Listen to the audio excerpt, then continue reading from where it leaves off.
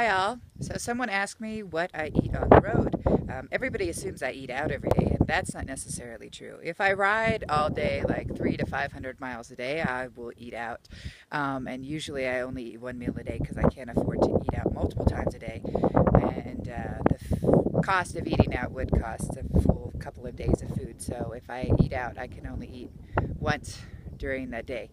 So when I'm out and about and in the middle of nowhere, staying somewhere for a few days, I carry a lot of non-perishable foods. So the stuff that you would give to the food bank, that's what I eat, canned foods and stuff like that. But it also depends on where I am and what time of year it is. So in the summertime, I would eat different foods than I could in the wintertime because in the wintertime it actually stays pretty cold back here.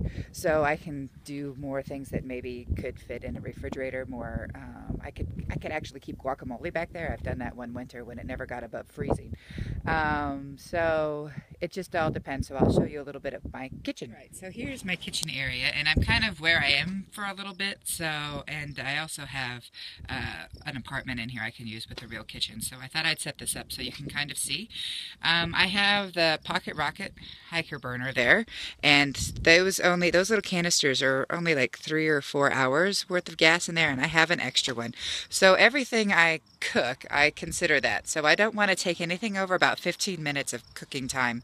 Um, to cook anything because that's just would make that gas go by really quickly, and then I would have to find it more and pay for more. So you kind of have to think about that when you're cooking. You also have to think about how much water you're using. If I'm out in the middle of nowhere, I carry 3 to 4 gallons of water when I know I'm camping without water, and so I have to consider that in my scheme of things because I don't want to waste water, and I want to be able to stay out there as long as I can before having to go back into town to resupply.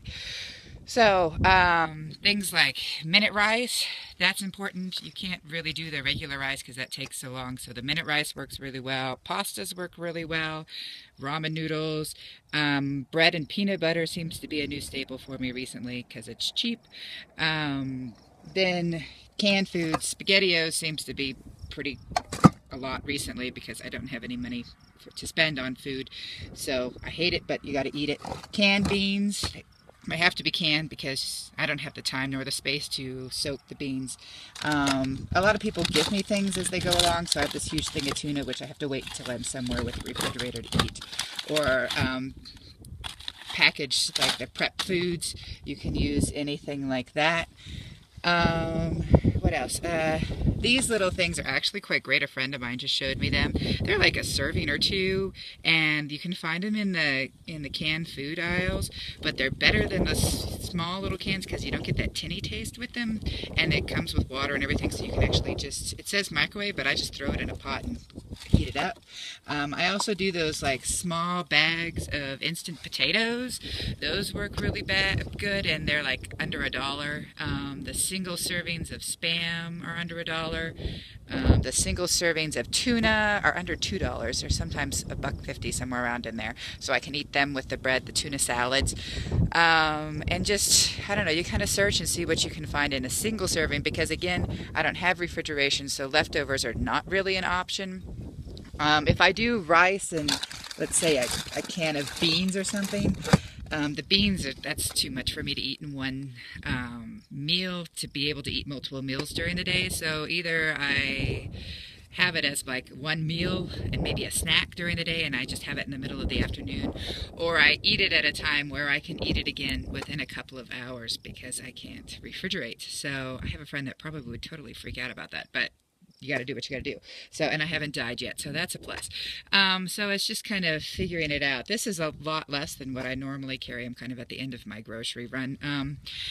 But that kind of gives you the basics. I mean, you can cook on the road. You don't have to have refrigeration to survive. You just got to be smart about what you're cooking and how much you're cooking and what you buy. So I used to be like a frozen food junkie, and well, that kind of went down the toilet because I don't have a microwave and I don't have a freezer. So just trying to figure it out. But I do eat out on occasion. But like I said, if I eat out, I can't eat anything else for the rest of the day because that just costs too much money. So I prefer to do something like this and have a little bit more control and be able to eat more times during the day. So that's a little bit about how I eat.